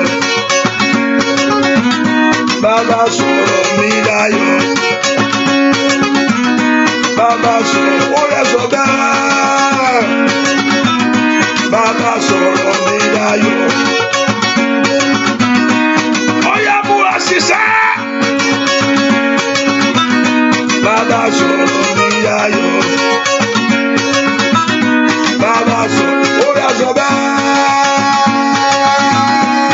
bàbá sọ̀rọ̀ mi dayọ̀, lórúkọ Jésù, bàbá sọ̀rọ̀ mi dayọ̀, nínú ọdún ìṣẹ́, bàbá sọ̀rọ̀ mi dayọ̀, lórí ọmọ, bàbá sọ̀rọ̀ mi dayọ̀, bàbá sọ̀rọ̀ mi dayọ̀, bàbá sọ̀rọ̀ mi dayọ̀, bàbá sọ̀rọ̀ mi dayọ̀, bàbá sọ̀rọ̀ mi dayọ̀. Orúkọ Jésù, ó di dandan ni, ojú ò gbúdọ̀ pọ́n mẹ́. Ibo ló sọ fún mi ní ọ̀rọ̀ rẹ pé ọmọ kìnìún a máa ṣaláìní, ebi a máa mú wọn. Nínú àwọn tó gbẹ́kẹ̀lé Olúwa kì yóò ṣe aláìní o tó dára. Ọlọ́run sọ Psalm 92 verse 14. They shall still bring forth their fruit in old age. So àgbàlagbà kò sí níwájú Ọlọ́run pé eléyìí ti dàgbà jù. Kí ni ń jẹ́ bẹ́ẹ̀? Sára dàgbà, Ọlọ́run tún fún nǹkan tó ń fẹ́. Only they shall bring forth their fruit in old age. Only you shall produce. Even in your old age, you will produce. Tó bá wọ pé mo ti dàgbà, Ọlọ́run pé ìwọ ó mú èso rẹ jáde. Orúkọ Jésù bí tó wà. Ẹ̀yin ogun ọ̀run ẹ sọ̀rọ̀ mi dayọ̀ lórí eléyìí. Tell him that word. Sọ̀rọ̀ tó kọ́lẹ̀ fún. Quote the scripture for him. Ọ̀rẹ́ ó sọ̀rọ̀ ayé mi dayọ̀, ó dà kínú mi dùn, ó dà kínú mi dùn, ó dà kínú mi dùn, ó dà kó ṣàṣeyọrí, ó dà kínú rẹ dùn, ó dà kó ṣàṣeyọrí láyé, ó dà kó tẹ́gbẹ́ kó ju ẹgbẹ́ rẹ lọ, ó rọ kó gbóhùn tí ayé ń ṣe, oore tí ayé ń dáwọ́lé tó ń ṣe, gbọ́ àdúrà lórúkọ Jésù Kristi Olúwa wa. Tí ó dá kéèyàn jẹ́ èrò ìjọba ọ̀run, ohun tó ṣe pàtàkì nìyẹn pé all what you are seeking for in life should be number one, which is heaven. Mo gbàgbọ́ bẹ́ẹ̀ and I support it 100%, even more than 100% I support it. Ohun tí kéèyàn lépa láyé òun ni ìjọba Ọlọ́run. Bọ̀ olóòlù náà bí èèyàn ṣe lépa ìjọba Ọlọ́run náà, rántí pé o ò tí ì sínú bẹ̀. Oṣù wà láyé, wàá sanwó, wàá tọ́jú ọmọ, wàá sanwó NEPA bíìlì, wàá sanwó tó pé NEPA lọ́dọ̀ tiẹ̀, wàá sì jẹ́ nǹkan míì ni, wàá san gbogbo àwọn yẹn, wàá ní mọ́tò, wàá mú nǹkan àpò owó, ó ṣàgbé ayé, ó porúkọ Jésù. Ọlọ́run ẹ jẹ́ kó rọrùn fún mi láyé, jẹ́ kí n fi rọrùn ló gbà. Ọlọ́run lónìí látòrí lọ, ẹ jẹ́ kí n fi ìrọ̀rùn lò gbà. Gbogbo agbára tó ní kó máa lé mọ́ mi, gbogbo agbára tó ní kó máa lé máa yé àwọn ọmọ mi, orúkọ Jésù, ẹ̀yin ogun ọ̀run o, ẹ jẹ́ kí n fi ìrọ̀rùn lò gbà. Ẹ jẹ́ kí n fi ìrọ̀rùn gbà yé, ẹ jẹ́ kí n fi ìrọ̀rùn lò gbà. Ó ní àlàáfíà ni mo ti fún yín, bí kò ń ṣe bí ayé yín fi fún ni. Only my peace I give unto you, not as the world giveth. The peace financially, peace spiritually, peace in every areas of your life. Gbàdúrà sẹ́, Ọlọ́run jọ̀ọ́ látòní lọ, ẹ jẹ́ kí n fi rọrùn lò gbà. Ó bá porúkọ Jésù, Maali po doko toliabo, Lipre doko pelo satayaba. Porúkọ Jésù sẹ́, ẹ jẹ́ kí n fi rọrùn lò gbà. Ní orúkọ Jésù, ẹ jẹ́ kí n fi ìrọ̀rùn lò gbà. Fẹ́ kó gbàdúrà, ẹ̀yin ogun ọ̀run o, látòní lọ, ẹ jẹ́ kí n fi ìrọ̀rùn lò gbà. Ẹ jẹ́ kí n fi ìrọ̀rùn gbà yé látòní lọ. Orúkọ Jésù bí tó wà sẹ́, Ọlọ́run jẹ́ kí n fi ìrọ̀rùn lò gbà. ó dá kó fi rọrùn lò gbà lórí ọmọ, ó dá kó fi rọrùn lò gbà lórí iṣẹ́, ó lọ kí ayé rẹ kó fi rọrùn lò gbà. Orúkọ Jésù sẹ́, ẹ̀yin ogun ọ̀run látòní lọ, ẹ jẹ́ kí n fi rọrùn lò gbà. Ojú ò gbúdọ̀ tì mí, ó porúkọ Jésù, ayé ò gbúdọ̀ kẹ́gàn mi o. Ní orúkọ Jésù, ó yá ẹ jẹ́ kí n fi rọrùn lò gbà látòní lọ, ẹ jẹ́ kí n fi rọrùn gbà yé. Ọmọ Ọlọ́run gbàdúrà, ò bá porúkọ Jésù dáadáa látòní lọ, ẹ̀yin ogun ọ̀run o, ẹ jẹ́ kí n fi ìrọ̀rùn lò gbà. Porúkọ Jésù sẹ́, Olúwa jẹ́ kí n fi ìrọ̀rùn lò gbà. Ọlọ́run látòní lọ, ẹ jẹ́ kí n fi ìrọ̀rùn lò gbà. Gbogbo agbára tó ní kó máa nira, gbogbo agbára tó ní kó máa le koko, gbogbo agbára tó ní kó máa rọrùn, gbogbo agbára tó ní kò ní ṣeé ṣe, gbogbo ipá tó ní pé ọ̀nà àbáyọ rẹ ò ní là, látòní lọ ìwọ ipá yẹn dákẹ́jẹ́. Gbogbo agbára tí ń gbógun ti ìṣeré lórí ayé mi, ọmọ Ọlọ́run gbàdúrà, gbogbo agbára tí ń gbógun ti ìṣeré, tó ọwọ́ agbára tí ń gbógun ti ìṣeré, gbọ́ àdúrà lórúkọ Jésù Kristi Olúwa wa. Ẹ bá pé àmì ní ogun mi ní nǹkan ẹni ológo ni ẹ̀ńtá yóò lé, wọ́n ti inú ọmọ méjì rìn ìṣẹ̀lẹ̀ inú ayé ẹ̀. Ẹ̀ńtá yóò lé, ẹgbẹ́ ayé ò lé, kò sí àtọ́ ò nínú wọ́n ti finish ẹ̀ tán, kòròfo náà kí nílé wọ́n ti gbá nǹkan, wọ́n ti gbaṣẹ́ gbẹ̀ ìkíní, wọ́n ti parí ẹ̀ pátá, tàbí ológo. Ẹ̀ńtá yóò lé kí kò sí nǹkan kan. Ọlọ́run kò sọ pé wọ́n ní lé ọ, ó ní wọ́n ní borí rẹ ló sọ fún ẹ. Ó ní pé ẹ tújú ká, ó ní ẹ̀yin ó rí ìpọ́njú o nínú ayé, ṣùgbọ́n ẹ tújú ká, òun ti ṣẹ́gun ayé. Ọlọ́run ò sọ pé ẹgbẹ́ ọ̀tá yìí pọ̀ ju, wọ́n pọ̀ lóòótọ́, torí pé ògo ń bẹ lórí ayé rẹ. Ó ní nǹkan tán rí, ẹni tí ò ní nǹkan kan tí ó ọ̀fà, ayé òun wò ó, ayé wọ́n ti ṣamọ́ kúlà. ń bẹ wọ́n ti parí ọ̀rọ̀ rẹ̀, wọ́n ti yanjú rẹ̀ pàpátá pé kò síbi tó yà sí mọ́ láyé. Ṣùgbọ́n ẹni tó bá lógo, tó tí ògo wà lórí Jósẹ́fù, kí ló sọ? Ó sọ nípa ògo rẹ̀ fún ayé àwọn ọ̀rẹ́ rẹ̀ ní ká ló sọ mọ́ pé mo ríra mi o, tí mò ń rá bàbà wájú yín, tí mò ń bẹ̀, tí mò ń gbé ẹbùn mi ń gàrí, tí wọ́n ń béèrè gbogbo ẹ̀ wájú wọn gba òkàrí òkú níbi tó lọ, ní nǹkan gàrí yẹn náà ni kò mọ béèrè. Ṣùgbọ́n tó ní pé gbogbo yín mo rí tẹríba, wọn pè ìwọ kẹ̀, àwọn tẹríba fún ọ. Tó o bá lógo, ayé ò gbógun kó mọ́ borí rẹ ní orúkọ Jésù. Ẹni tí ń gbógun ti ìṣerere mi, ẹni tó rí ògo ayé àwọn ọmọ mi tó ní kò ní tàn jáde, ẹni tó wo ògo ìrìn àjò tí mo rìn tó ní pé àníṣe ni mo ṣe lọ ní ṣe bọ̀, ẹni tó wo ògo ilé ọkọ pé arábìnrin tó wọlé ọkọ lọ, ibẹ̀ ó mọ̀ dùn mọ́, ibẹ̀ yóò dùn mọ́nímọ́.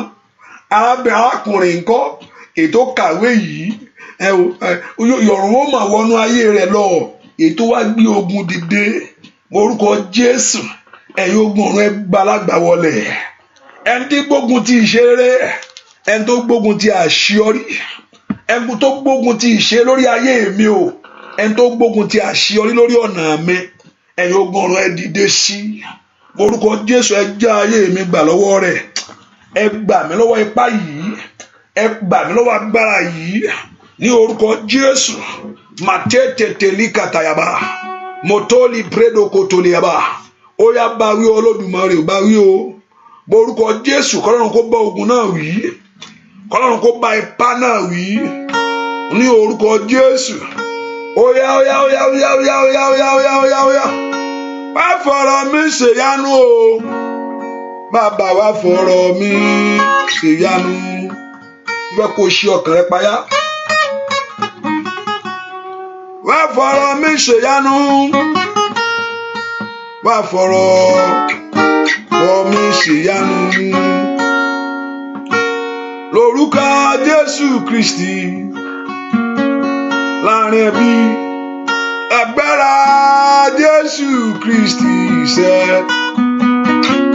wá fọ̀rọ̀ mi ṣèyanu.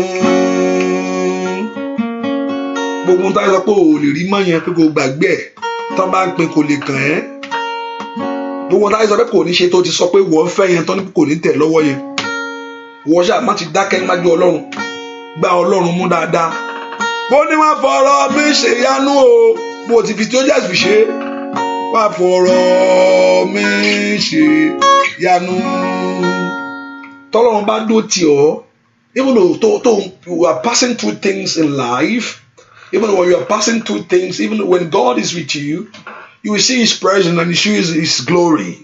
Joseph nu oko ẹrú tó wà nílé Pọtifá, Ọlọ́run sọ di ọ̀gá bẹ́ẹ̀, ọ̀gá ni Pọtifá, ó gbé ilé ẹ̀ lé lọ́wọ́. That means he determined yóò jẹ oúnjẹ tó wù ú, ẹ o yóò ṣe ohun tó fẹ́.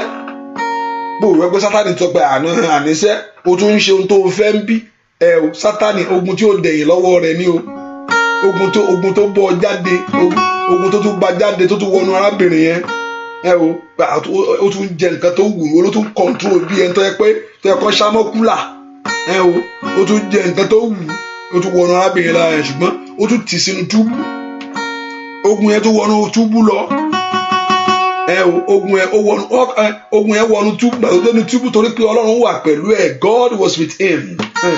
Òun ló tún jọ̀gá ní túbú ń bẹ̀, kí ló tún ṣe? Òun ló tún darí, nígbà tó bá wù ní ó lọ sùn, òun ló tún ti àwọn yòókù mọ́lé, òun ló ń túbọ̀ ló ń sọ gbogbo ẹ̀. Ọ̀tá tó fẹ́ wò pé Ọlọ́run ó tó gẹ́, ìyà yìí tó gẹ́, ó mú ọba lálàá, kò sẹ́ni tí ó lè rọ. Mo ní wá fọ̀rọ̀ mi ṣèyanu o, wá fọ̀rọ̀ mi ṣèyanu. Ẹnìkan nínú tó wà yẹn ó ń tiẹ̀ lọ bí eré rẹ ni. Makali pausa da gabagaba. Mo ní wá fọ̀rọ̀ mi ṣèyanu o, wá fọ̀rọ̀ mi ṣèyanu. Lórúkọ Jésù Kristi, lágbára Jésù Kristi ṣẹ, wá fọ̀rọ̀ mi ṣèyanu. Oya mo fẹ́ kó sọ o, mo ní wá fọ̀rọ̀ mi ṣèyanu. Oya wá fọ̀rọ̀ mi ṣèyanu. Wá fọ̀rọ̀ mi ṣèyanu. Oya sọ bẹ́ẹ̀, wá fọ̀rọ̀ mi ṣèyanu. Wá fọ̀rọ̀ sọ bẹ́ẹ̀ sẹ́, wá fọ̀rọ̀ mi ṣèyanu. Wá fọ̀rọ̀ mi ṣèyanu. Wá fọ̀rọ̀ mi ṣèyanu. Oya sọ bẹ́ẹ̀. Wá fọ̀rọ̀ mi ṣèyanu. Wá fọ̀rọ̀ oya lórílẹ̀-èdè. Wá fọ̀rọ̀ mi ṣèyanu. Láàrin ẹbí wá fọ̀rọ̀ mi ṣèyanu. Ó tó bẹ́ẹ̀ wá fọ̀rọ̀ mi ṣèyanu. Dàkáyé rí ayára oya. Wá fọ̀ lórúkọ Jésù. Wá fọ̀rọ̀ mi ṣèyanu. Ó tó bẹ́ẹ̀ wá fọ̀rọ̀ sọ bẹ́ẹ̀. Wá fọ̀rọ̀ mi ṣèyanu. Wá fọ̀rọ̀ mi ṣèyanu. Wá fọ̀rọ̀ mi ṣèyanu. Láàrin ẹbí wá fọ̀rọ̀ mi ṣèyanu. Oya wá fọ̀rọ̀ mi ṣèyanu. Oya wá fọ̀rọ̀ mi ṣèyanu. Sọ bẹ́ẹ̀. Oya kàtáyà wá kútáyà. Wá fọ̀rọ̀ mi ṣèyanu. Ó tó bẹ́ẹ̀ wá fọ̀rọ̀ mi ṣèyanu. Àdúrà ló gbà lórúkọ Jésù. Oya wá fọ̀rọ̀ mi ṣèyanu. Oya wá fọ̀rọ̀ sọ pẹ̀lú ìgbàgbọ́. Wá fọ̀rọ̀ mi ṣèyanu. Bàbá wá fọ̀rọ̀ mi ṣèyanu. Oya wá fọ̀rọ̀ mi ṣèyanu. Oya wá fọ̀rọ̀ mi ṣèyanu. Oya wá fọ̀rọ̀ mi ṣèyanu. Ayagara kete ya utakaba yara. Urute yebo sikete ni brada. Meteni ala uteke ni bakata yara. Oya wá fọ̀rọ̀ mi ṣèyanu. Oya wá fọ̀rọ̀ mi ṣèyanu. Bàbá mi wá fọ̀rọ̀ mi ṣèyanu. Wá fọ̀rọ̀ mi ṣèyanu.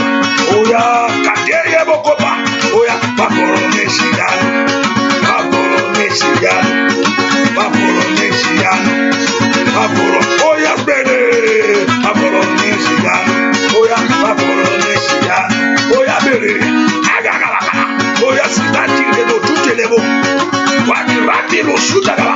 Atikaba utakaba yaba. Wá fọ̀rọ̀ mi ṣèyanu.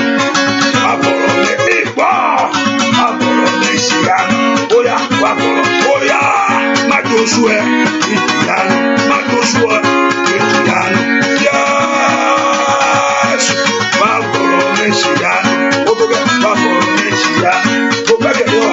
Oya sọ bẹ́ẹ̀ ìtìyanu. Wá fọ̀rọ̀ mi ṣèyanu. Wá fọ̀rọ̀ mi ṣèyanu. Wá fọ̀rọ̀ mi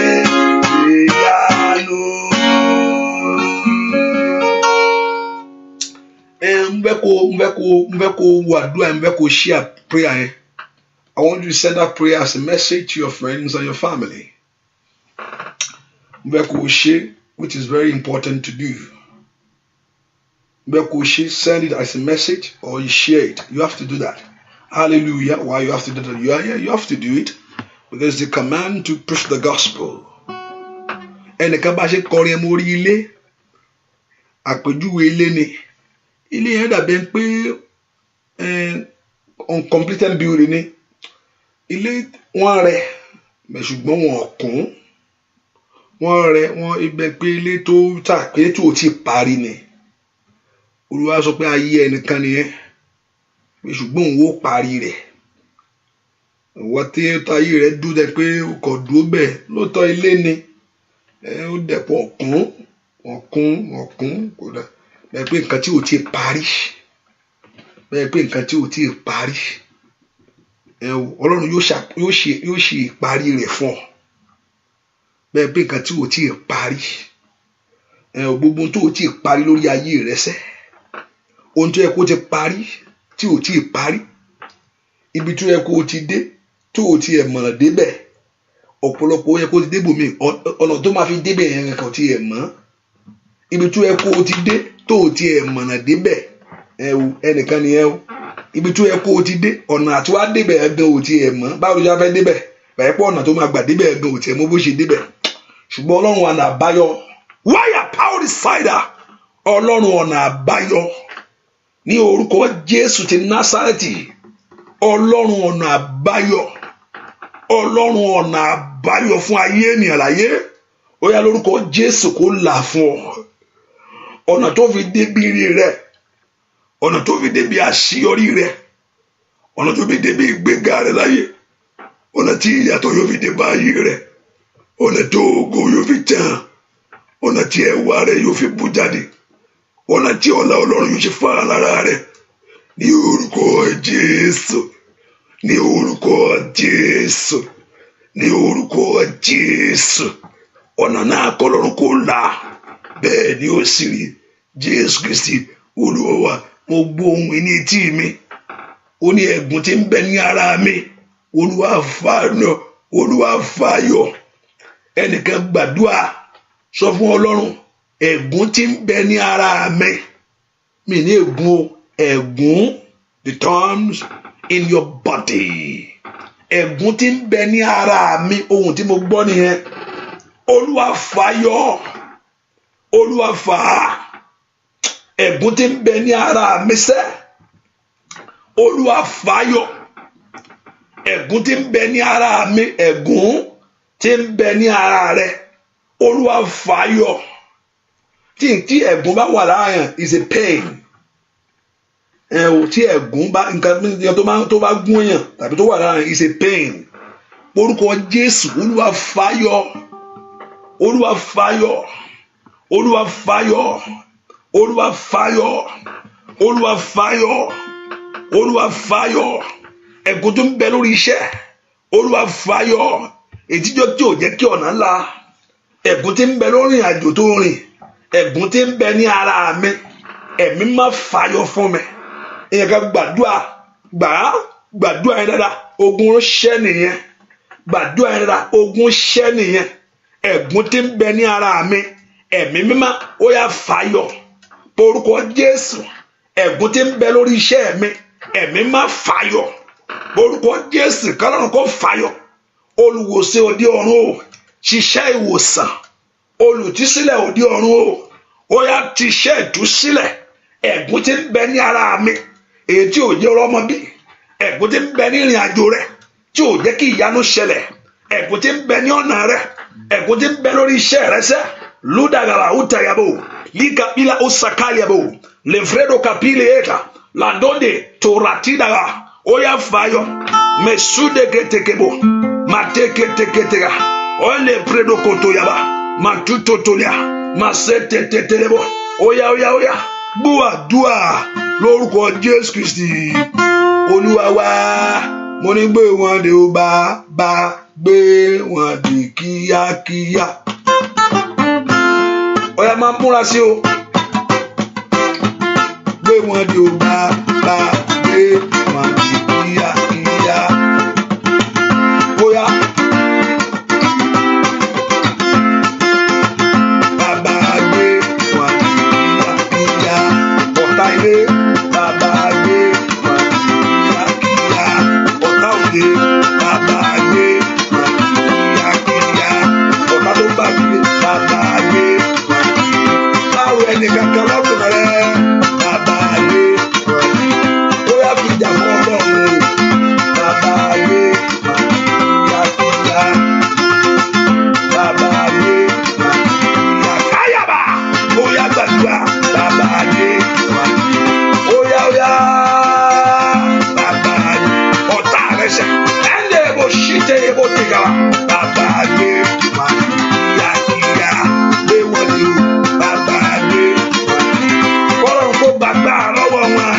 Bàbá gbé wọn dì kíákíá. Óyá sẹ́ bàbá gbé wọn dì kíákíá. Bàbá gbé wọn dì kíákíá. Bàbá gbé wọn dì kíákíá. Bàbá gbé wọn dì kíákíá. Óyá bàbá gbé wọn dì kíákíá. Óyá sẹ́ bàbá gbé wọn dì kíákíá. Óyá sẹ́ bàbá gbé wọn dì kíákíá. Ọ̀tá tí ń dè lárí ayé rẹ̀ sẹ́ bàbá gbé wọn dì kíákíá. Óyá sẹ́ bàbá gbé wọn dì kíákíá. Èyí bó ló sì sọ. Óyá bàbá gbé wọn dì kíákíá. Fúra sọ̀rọ̀ rẹ̀ bàbá gbé wọn dì kíákíá. Ọ̀tá tí ń gbógun ti ṣeré rẹ̀ bàbá gbé wọn dì kíákíá. Gbé wọn dì o bàbá gbé wọn dì kíákíá. Ọ̀tá òdì bàbá gbé wọn dì kíákíá. Orúkọ Jésù. Olúwa gbàgbà lọ́wọ́ agbá ayé mi tí ò fẹ́ kí n ṣe rere. Bẹ́ẹ̀ kó bọ́ ọ̀tá ayé rẹ wí okòun rere kó lè rọ̀ ọ́ lọ́rùn. Bẹ́ẹ̀ kó bọ́ ọ̀tá ayé rẹ wí kí ìgbà ọ̀tún lè dé bá ayé rẹ sẹ́. Bẹ́ẹ̀ kó bọ́ ọ̀tá ayé rẹ. Olúwa gbàgbà lọ́wọ́ wọn. Gbogbo ipá ènìyàn tí ò fẹ́ kí n ṣe rere. Gbogbo ipá ènìyàn tí ò fẹ́ kí ayọ̀ mi tẹ̀ mí lọ́wọ́. Gbogbo agbára òkùnkùn tí ò fẹ́ kí ògo ayé mi tàn. Olúwa gbé wọn dì. Olúwa gbàgbà lọ́wọ́ wọn. Agbára tí ọ̀tá rẹ̀ ń lò tó fi ń jẹun yà. Agbára tí ọ̀tá rẹ̀ ń lò tó fi ń dà ọ̀nà rẹ̀ rú. Agbára tí ọ̀tá rẹ̀ ń lò èyí tí fi ń pọ́n ọ lójú. Olúwa gbàgbà lọ́wọ́ wọn. Olúwa gbàgbà lọ́wọ́ wọn. Olúbi ènìyàn tí ń bẹnu ayé mi sẹ́. Olúwa gbàgbà lọ́wọ́ wọn. Olúwa gbé wọn dè. Gbogbo agbára òkùnkùn lórí ayé mi Olúwa gbé wọn dè. O káyàbá ó ṣàtàyàbá. Orúkọ Jésù. Mo ṣe ń gbàdúrà má ru ẹnì kankan lọ́kàn ẹ̀. Ìwọ ṣáà bọ́ Ọlọ́run sọ̀rọ̀ ó mẹ́ni tó jẹ́. Mo lè ayé àbá ó ṣàtàyàbá. Olúwa gbé wọn dè. Ní orúkọ Jésù. Ẹ ti ń yọ ayé mi lẹ́nu. Ẹ ti ń yọ ìṣeré mi lẹ́nu. Ẹ ti ń yọ àṣeyọrí mi lẹ́nu. Orúkọ Jésù sẹ́. Ó yẹ gbé wọn dè. Ó yẹ ìyógun ọ̀run ẹ gbé wọn dè. Orúkọ Jésù. Gbọ́ àdúrà lórúkọ Jésù Kristi. Olúwa wa.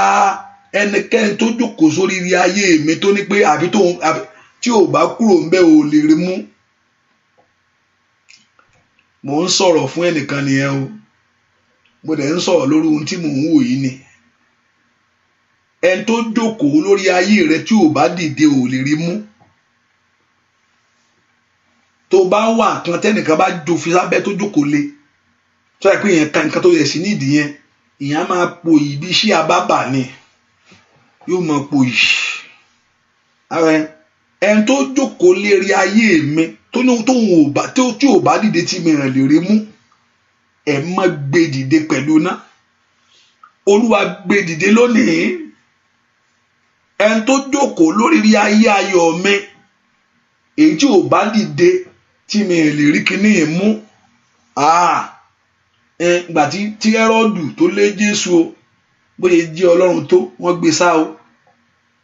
ìgbà tí wọ́n máa padà lọ bá wọn táńgẹ́lì wọn ní pé ẹni tí ń lépa ẹ̀mí ọmọ náà owó ti lọ o ó ní ẹ padà síbẹ̀ tí Hẹ́rọ́dù ò bá kú omi Jésù bá yọjú yóò fi àdá fẹ́ ṣùgbọ́n òun gan náà ò díjà pé Ọlọ́run ni Ọlọ́run kan sọ áńgẹ́lì pé ó yẹ ẹ sá àsálà fún ẹ̀mí ẹ tó o bá gbàdúrà dáa tó bá fi ọ́ ṣe ẹran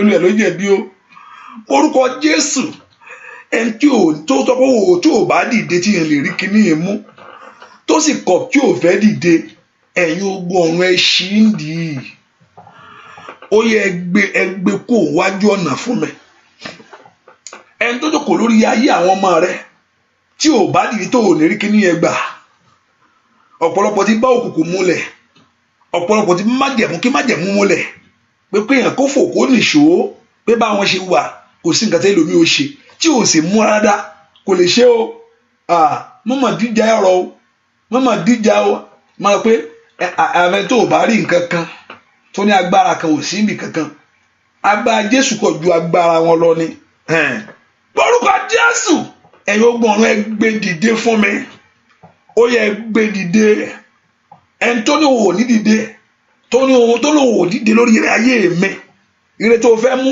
ẹni tó lòwò ní dìde pé òun jẹ́ kó rí mú orúkọ Jésù sẹ́ ẹ̀yin ogun ọ̀run ẹ gbé dìde ẹ ṣíǹdì fún mi ire ayé mi kó wá ire ayọ̀ mi kó dé ire ayé mi kó wá ó yá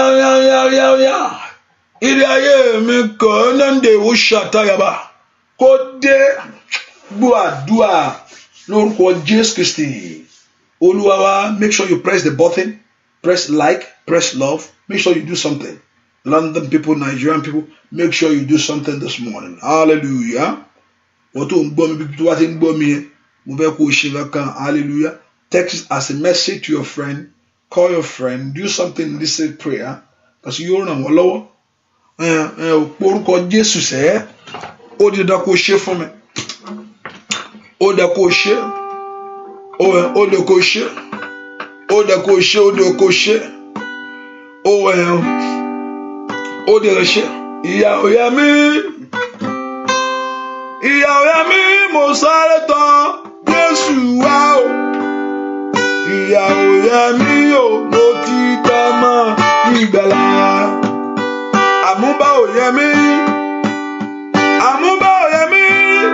mo sáré tọ̀ Jésù wá o ìyá òyà mi o mo ti tọ́ mọ́ ìgbàlà ìyá òyà mi o mo ti tọ́ mọ́ ìgbàlà ìyá òyà mi o mo ti tọ́ mọ́ ìgbàlà o òṣì òyà mi o mo ti tọ́ mọ́ ìgbàlà o óyá àmúbá òyà mi o mo ti tọ́ mọ́ ìgbàlà. Orúkọ Jésù ilé òótọ́ sí mi ọ̀run mú kúrò. Orúkọ Jésù òṣì òótọ́ sí mi mú kúrò. Ọlọ́run ẹ̀gàn yóò tọ́ sí mi mú kúrò. Ìtìjú yìí yóò tọ́ sí mi. Olúwa mú kúrò fún mi. Ohun tó tọ́ sí ẹ ò bá bọ́ lọ́run sọ lọ́wọ́lọ́wọ́ báyìí. Eléyìí yóò tọ́ sí mi. Màálì prédo kó palu dàgàbà. Orúkọ Jésù kò tọ́ sí ayé mi. Kò tọ́ sí ọ̀nà mẹ́sẹ́. Gbọ́ àdúrà lórúkọ Jésù Kristi. Olúwa wa mo fẹ́ kó ohun tó kà yẹn, ohun tó kọ́lẹ̀ yẹn, and if you don't write it down, but you know what you need, you know what you want. Tó o bá kọ́lẹ̀ ṣùgbọ́n o mọ ohun tó fẹ́, I want to look at the scripture. Bẹ́ẹ̀ kó ohun kan tó kọ́lẹ̀ bẹ́ẹ̀ sọ fún Ọlọ́run. Lọ́wọ́ Ọlọ́run ohun tí mo fẹ́ rèé, o sọ ní ọ̀rọ̀ rẹ fún mi pé ó ṣe ohun ọ̀tún. Mi ò mọ nǹkan tó kọ, whatever you have put down, wọ́n yẹn bẹ̀rẹ̀ sí sọ fún Ọlọ́run. Olúwa ohun tí mo fẹ́ rèé, wo lẹ́tà yẹn bẹ̀rẹ̀ sí kó tọ̀rọ̀ yẹn, begin to quote the scripture and begin to quote the word of God for him. Lórí ìbéèrè rẹ sẹ́, Olúwa ohun tí mo fẹ́ rèé, bẹ̀rẹ̀ sí sọ fún Ọlọ́run. Ó sọ náà rẹ pé ó ṣe ohun tuntun. Wọ́n ti rí tí ó wù jáde. He said, you make us glad according to the year, according to the day we there have afflict us. Olóòmùnú wa dùn gẹ́gẹ́ bí ọdún tó ti pọ̀ wá lójú. Màtẹ́lẹ̀ bá tayaba, and the years which have been seen evil. Motoli ká tayaba wọ̀. Olóòmùnú mi dùn. From the year I caught my sọ fún Ọlọ́run. Gbàdúrà sẹ́, bẹ́ẹ̀ tó fẹ́ lọ́wọ́ Ọlọ́run yẹn o, and stand upon that point. stand upon that your prayer request. Stand upon it. Lánàá rẹ kó bọ́lọ́run sọ̀rọ̀ upon that prayer request. Pé àwọn tó ń sọ fún mi rèé. Oníwọ̀ Ọlọ́run yóò ṣe olóṣù ohun tuntun kan. Èjò wù jáde nísinsìnyí. Gbàdúrà sẹ́. Bọ́lọ́run sọ̀rọ̀ ayé rẹ. Bọ́lọ́run sọ̀rọ̀ ìrìn àjò rẹ. Bọ́lọ́run sọ̀rọ̀ sẹ́. Olúwa ń fọ̀rọ̀ mi lọ́wọ́. Ọ̀rọ̀ ayé mi dọwọ́ rẹ. Ní tèlé àbákùtàyà. Le alikali abo. Sherieti yada. Ma anfrado kata. Le diliete. Ma ila idagabo. Sodoli preda. Ma ila kata yabo. Le teleka. Gbàdúrà sẹ́. Ohun tó ń fẹ́rẹ̀ níwájú Ọlọ́run. Ọlọ́run gbàdúrà for rẹ lọ. Sọ fún Ọlọ́run. Quote the word of God. Declare the word of God. Declare the word of God. Declare the word of God. Sọ̀rọ̀ ẹ fún Ọlọ́run. Lọ́wọ́lọ́wọ́ báyìí. Ọlọ́run tó ń torí adé ẹni ṣe. Ó yá ṣe sẹ́. Ó yá ṣe sẹ́. Ó yá ṣe sẹ́. Ó yá ṣe sẹ́. Ó yá ṣe sẹ́. Ó yá ṣe sẹ́. Ó yá ṣe sẹ́. Ó yá ṣe sẹ́. Ó yá ṣe sẹ́. Ó yá ṣe sẹ́. Ó yá ṣe sẹ́. Dámi ló. Ask God for what you need. Bẹ̀rẹ̀ sí sọ̀rọ̀ yẹn fún Ọlọ́run. Ní tẹ́lẹ̀ abábọ̀ kàpá. Ọlọ́run wọn gbójú wọn sókè sí ọ. Ọ̀nà àbáyọ kó là. Ọlọ́run ṣe èyí. Olúwa ṣe yìí. Ṣe yìí fún wọn. Ṣe yìí fún wọn. Dáwọn ló wà. Dáwọn ló wà. Dáwọn ló wà. Dáwọn ló wà. Dáwọn ló wà. Dáwọn ló wà. Níbi àyè ńlá. Kọ́lọ́run kó dẹ ẹ lóhùn. Níbi àyè ńlá. Kọ́lọ́run kó dẹ ayé rẹ lóhùn. Níbi àyè ńlá. Ohun tó ń gbà ládùúgbà ẹ̀. Wọ́n yẹn ohun tó kọ níwájú Ọlọ́run kó fẹ́ kọ́lọ́run kó ṣe. Ọdún lórí ọ̀rọ̀ rẹ̀. Ní orúkọ Jésù. Ó láwọn tó gbẹ́kẹ̀lé Olúwa. Ojú kì yóò tì wọ́n. Ẹ̀yin ogun ọ̀run ẹ dá wọn ló. O bá gbàdúrà eré ló ń ṣe. Mùyúndà yàbá. Lùtí yàbá kútàyà. Gbàdúrà sẹ́. Ó yá gbàdúrà. Ìyanu rẹ kó bẹ̀rẹ̀. Ògo rẹ kó bẹ̀rẹ̀. Ẹwà rẹ kó bẹ̀rẹ̀. Ní orúkọ Jésù. Kó ṣe é ṣe fún ọ. O ti béèrè. Ẹni tí ń béèrè rírí gbà. Kó rí gbà. Kó rí gbà. Kó rí gbà. Kó rí gbà. Bẹ̀rẹ̀ sí sọ fún Ọlọ́run. Bẹ̀rẹ̀ sí sọ fún Ọlọ́run tó fẹ́ yẹn. Ìwọ bẹ̀rẹ̀ sí sọ̀rọ̀ ẹ. Quote the scripture for God. Ma'ilaba ushakata. Quote that very scripture. Ọ̀rọ̀ tó kọ sílẹ̀ yẹn. That very scripture. Tí o kọ nípa ohun ìbéèrè rẹ. Bẹ̀rẹ̀ sí sọ fún Ọlọ́run. Màtáyàbà. Sọ fún Ọlọ́run. Ìwọ tó ń gbàdúrà fún ọmọ. O ní kò sẹ́nikẹ́ni. Èyí tí ó yà gánú lé rẹ. Sọ fún Ọlọ́run. Quote the scripture. Màtáyàbà. Ìwọ tó ń gbàdúrà fún ìwòsàn. Olúwa Ọlọ́run ẹgbẹ́ èyí tí ó wò ẹ̀sà. Wò mí sàn. Sọ fún Ọlọ́run. Wò mí sàn. Èmi ó sàn. Gbà mí là. Èmi ó là. Lètè yàbà. Gbàdúrà sẹ́. Gbà àwọn èèyàn yìí là. Wọ́n là. Ó yá. Ìwọ tó ń gbàdúrà fún àṣeyọrí lẹ́nu ẹ̀kọ́. Ó ní tó kó bá béèrè fún ọgbọ́n. Ó ní béèrè lọ́wọ́ Ọlọ́run tí ń fi fúnni. Mo béèrè ọgbọ́n àṣeyọrí. Ó yá lórúkọ Jésù. Ó yá béèrè fún ọgbọ́n àṣeyọrí. Ó yá béèrè fún ọgbọ́n àṣeyọrí. Màtáyàbò. Wisdom above your fellows. Gbàdúrà sẹ́. Wisdom above your fellows. Ó yá gbàdúrà ọ̀nà àbáyọ ńlá ní orúkọ Jésù. Ọ̀nà àbáyọ ńlá tó mú ayé ẹni gbáre. Ọ̀nà àbáyọ ńlá tó mú ayé ẹni gbàgbó lórúkọ Jésù. Ó yá sọ bẹ́ẹ̀. Sọ bẹ́ẹ̀. Wọ́n tó ń gbàdúrà fún ìwé ìgbélu yẹn. Sọ fún Ọlọ́run. Ó dá kí ìwé ìgbélu yẹn kó tẹ̀ ọ́ lọ́wọ́. Ó dá kó rí gbàsẹ́. Ó yá gbàdúrà. Gbàdúrà oní tó bá fẹsẹ̀ rẹ tẹ̀.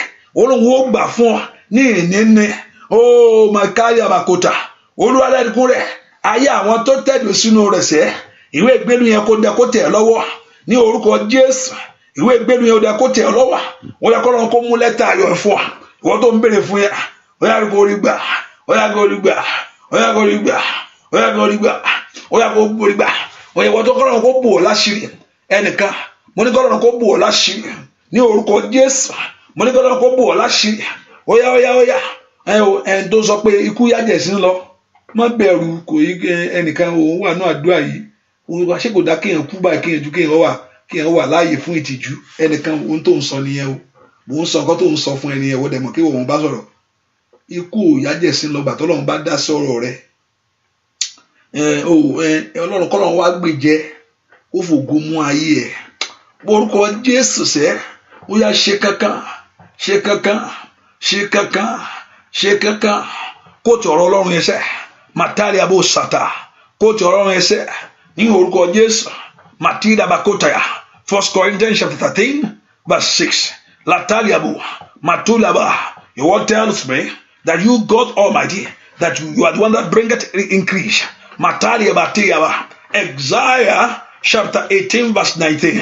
Matudagaba, Ekatayaba. He told me not to remember the former things, not to consider the things of the world. Behold, also unto two. And the boko pilade, le kerebetea. No aya wanya yi. Oya.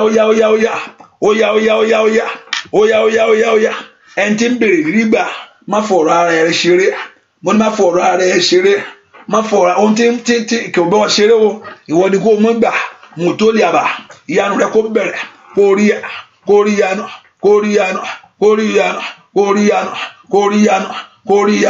Koreano. Kori kó tó dọjọ́ méje ìyanu rẹ̀ kó dé ní orúkọ Jésù kí àdúrà kó tó pé ọjọ́ méje mo tó lé àwọn àgùntàn yàrá kí Ọlọ́run kó yẹ ẹ lẹ́nu torí pé ò bá èèyàn sọ̀rọ̀ òkú bá mi sọ̀rọ̀ kí n fẹ́ ṣe fún ọ èmi ẹgẹ́ wá tèmi káàkiri màúlà káàtà yàrá líkèrè àbàtò yàbọ̀ torí pé o fi ọ̀rọ̀ ẹ lọ lẹ́dàá rẹ ní orúkọ Jésù ọba tó ní ẹ̀pá tí a gbá lọ́wọ́ ní orúkọ Jésù kó dá sí omijé yẹ kó nù ohun tó ń pẹ́ lẹ́kún yẹ kọ́lọ́run kó mú kúrò ohun tó ń bẹ̀ lọ́kàn jẹ́ ohun tó ń bọ̀ ọ́nú jẹ́ ní orúkọ Jésù mo ní kọ́lọ́run kó mú kúrò màtálì àbáwú ṣàtà kó rí ìyanu ọ̀nà àbáyọ ńlá kọ́lọ́run kó là ọ̀nà àbáyọ ńlá kọ́lọ́run kó là ọ̀nà gbéga ńlá kọ́lọ́run kó là ní orúkọ Jésù kọ́lọ́run kó bò ọ́ láṣìírí kì í ṣe kú ni káì power decider mo ní kò ń ṣe ikú ni mo ní kọ́lọ́run kó fi ògo bò ọ́ láṣìírí ìyẹn kan mo ń gbàdúrà fún yẹn mo ní kọ́lọ́run kó fi ògo bò ọ́ láṣìírí àyàbà bó ta àyàbà gbogbo tó bẹ́ẹ̀ ti di ìtìjú àyàbà kó tèyà láàrin ẹbí láàrin ọ̀rẹ́ gbogbo tó bẹ́ẹ̀ ti di ìtìjú ní orúkọ Jésù nínú ìdílé gbogbo tó bẹ́ẹ̀ ti di ìtìjú ní orúkọ Jésù óyá ọba tí ń ṣẹ̀gàndògo óyá kó sọ́dògo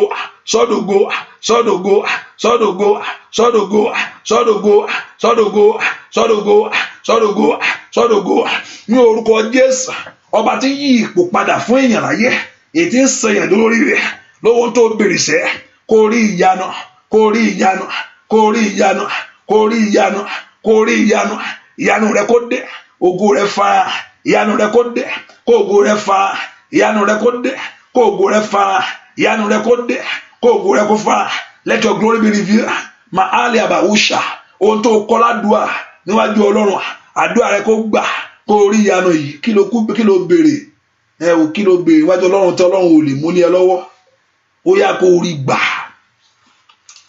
ohun tó sọ yẹn Ọlọ́run rántí ọ̀rọ̀ rẹ̀ you are not a man Ọlọ́run ni ẹ́ o kì í ṣe nìyẹn o Ọlọ́run ni ẹ́ o kì í ṣe nìyẹn Ọlọ́run ò kì í ṣe nìyẹn tí ń parọ́ tàbí ń ṣèké ohun tí àwọn èèyàn yìí béèrè níwájú rẹ̀ tó sọ pé ó yá lórúkọ Jésù mo ṣẹ ó sọ náà rẹ̀ pé ó ní you make us glad olówó múnú wa dùn according to the days wherein thou hast afflict us ó ní according to the days that you have been waiting kọ́lọ́run kó múnú rẹ̀ dùn ọba tó dá ìkólọ sí ó ní padà èyí tó mú ọ rẹ́rìn-ín ìkólọ rẹ̀ kó padà ó yá kó padà ó ní ṣẹ̀ṣẹ̀ gbé ó ní ṣí ilẹ̀ tẹ̀ ibi tọ́lọ́run ò ní bẹ́ẹ̀ lọ ò ní lọ bẹ̀ ayaba kútàyàbà mọ̀tólì kételebo mahali predo kapa lò súdè kété kó rí ìyanu yìí kó rí ògo yìí kó rí ẹwà yìí àṣeyọrí ní ọ̀rọ̀ rẹ̀ àṣepé ní ọ̀rọ̀ rẹ̀ àṣetán ní ọ̀rọ̀ rẹ̀ ojú òní tì ọ́ ojú òní tì ọ́ ojú òní tì ọ́ ojú òní tì ọ́ ojú òní tì ọ́ ó ti bèrè rígbà gbọ́àdúà lórúkọ Jésù Kristi Olúwa wa àmín lórúkọ Jésù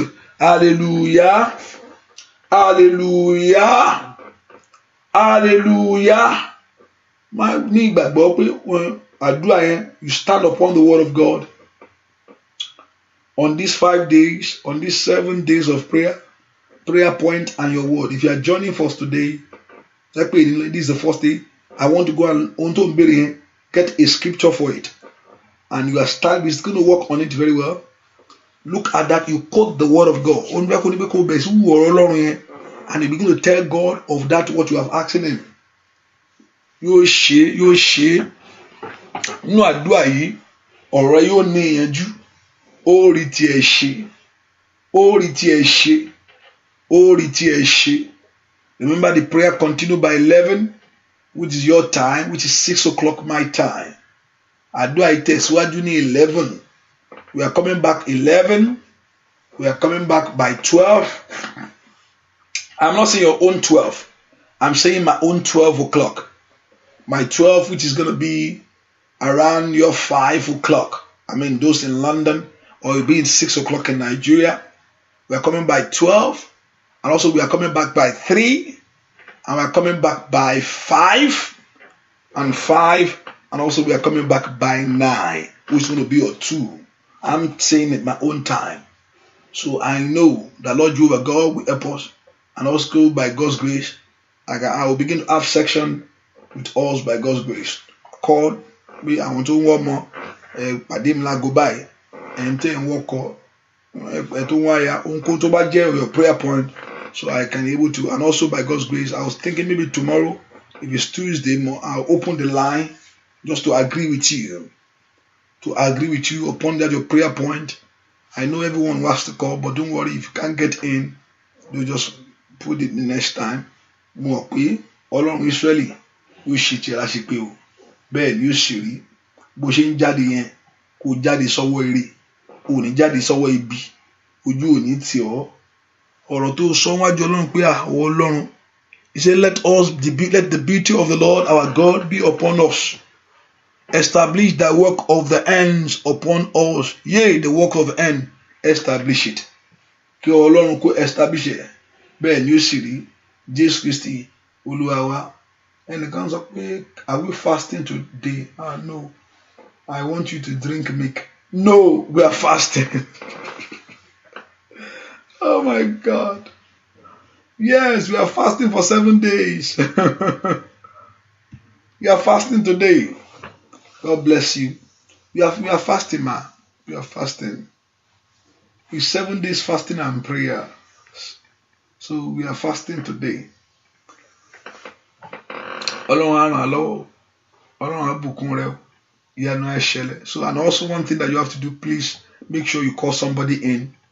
I think I can see the number. The number is low. Make sure you call somebody in. Text that message to your friends and your family and those on prayer line, and you can listen to it.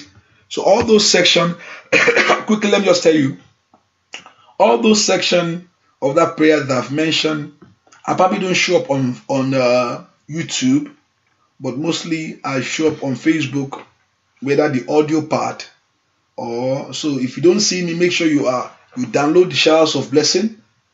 You download Showers of Blessing. Use the phone line. So follow me on my page. So the Lord will help us in Jesus' name. So if I don't, not all, I will come on Facebook, but I know by God's grace. Hallelujah. No, I'm not saying on Facebook. No, on YouTube. So please make sure you make it available. Take the advantage of all those, whether Showers of Blessing, YouTube or Facebook, and Akokwayomi. And also lastly, I'm sorry if you don't receive notification, because sometimes many of you are following me on Akokwayomi. So if I'm using Festus Akindele to broadcast, you will not receive notification. So that's why sometimes if I'm using Festus Akindele, you will not get. So if I'm using so you have to check. The Lord will help us in Jesus' name. Boshen Lord, jáde sọ́wọ́ ire, jáde sọ́wọ́ ayọ̀, bẹ́ẹ̀ ni ó sì rí. Ìgbàlẹ́dẹ́ ayọ̀ rẹ kún Jésù Kristi Olúwa wa. Àmín, àmín, àmín lórúkọ Jésù. So see you by God's grace by 11, which is 6 o'clock my time, Eastern time. God bless you.